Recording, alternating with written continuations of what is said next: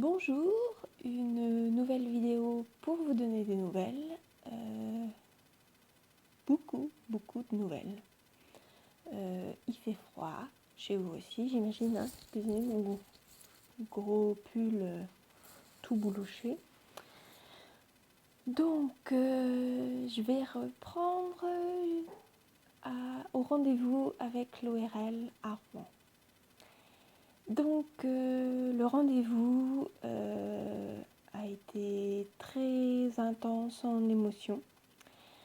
Le professeur, je ne sais pas si c'est un professeur, le docteur Parmentier, spécialiste, ORL spécialiste des acouphènes et de l'hyperacousie, m'a expliqué grosso modo que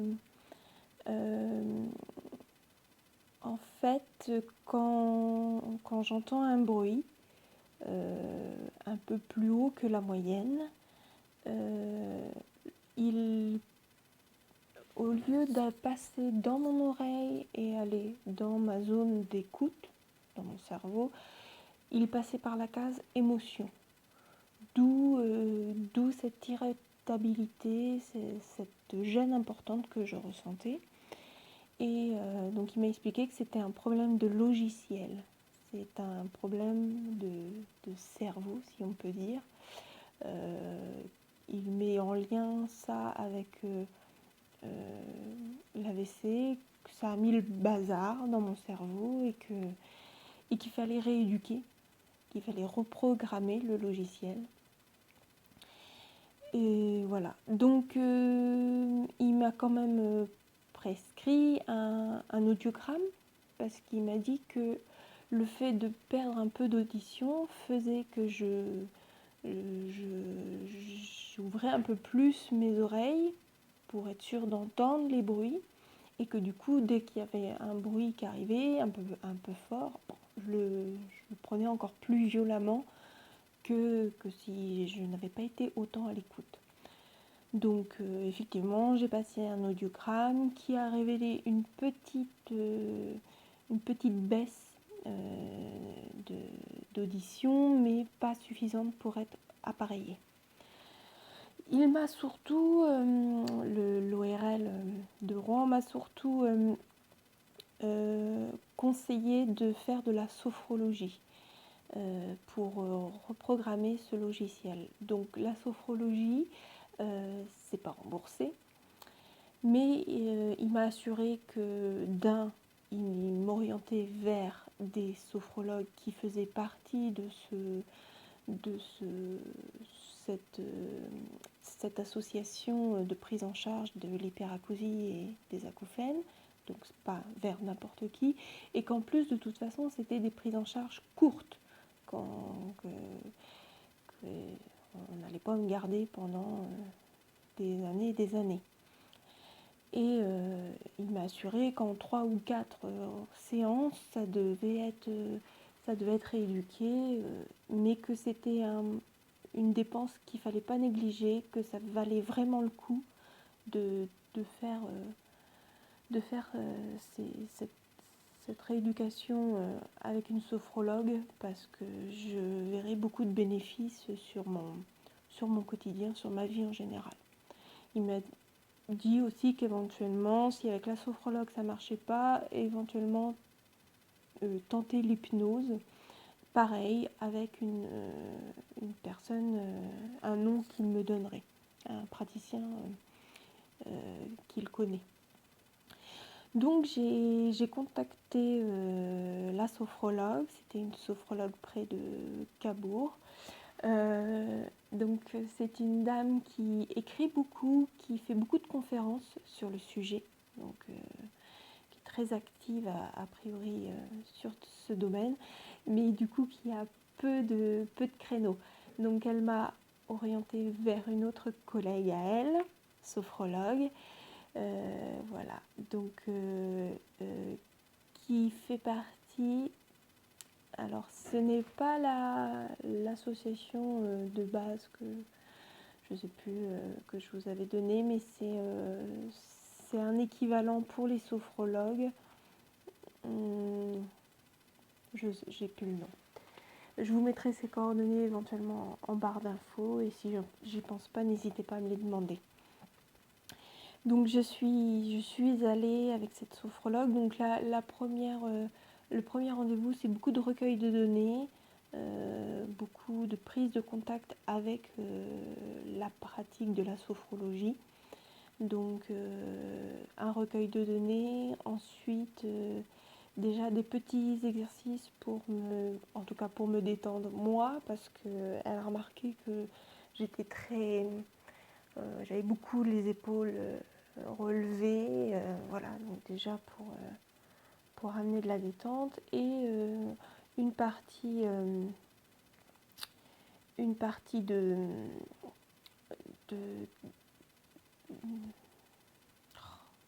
je manque de mots ce matin. Une partie qu'elle nomme la sophronisation. Donc en fait vous êtes, alors la première fois j'étais allongée, la deuxième fois j'étais assise. C'est un état de semi-conscience où elle déroule avec une voix très apaisante. Elle met en place des sensations pour vous relaxer et à la fois un scénario pour amener une nouvelle réaction face à un problème, donc moi en l'occurrence le bruit, pour que mon cerveau ait une autre réaction la prochaine fois face au bruit.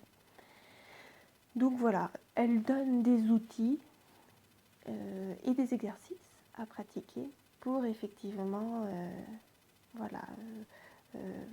rééduquer consciemment et inconsciemment avec la sophronisation le cerveau. Donc ces séances ont eu beaucoup de rapidement des résultats, une grande efficacité.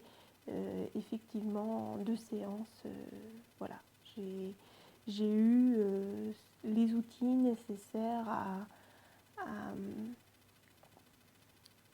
à ma gestion du bruit. Et du coup, c'est quelque chose qui avait besoin d'être mis en place et que c'est quelque chose qui dure. C'est que maintenant j'ai retrouvé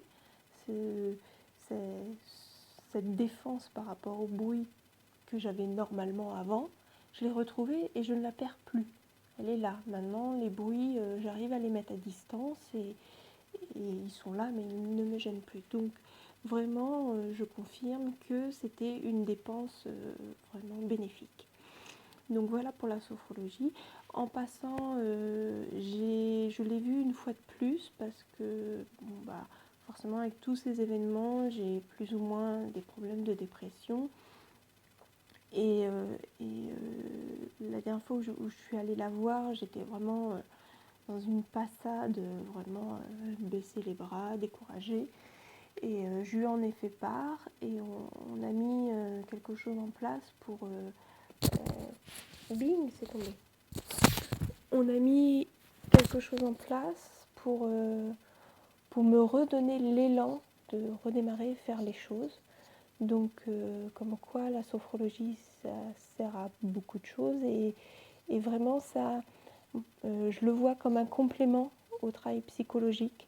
C'est qu'avec une psychologue, éventuellement un psychiatre, on comprend pourquoi on ne va pas bien. Mais avec la sophrologie, ça donne des outils pour casser ses habitudes, des outils pour reprendre le dessus. Et vraiment, c'est un bon complément. Donc je n'hésiterai pas à retourner la voir, notamment sur mon problème de gestion d'émotions parfois, où face à une problématique, soit ça me blesse, soit ça m'énerve, et vous avez le rendu cash direct, voilà, soit je m'énerve énormément, soit les larmes viennent très vite. J'attends d'avoir consistance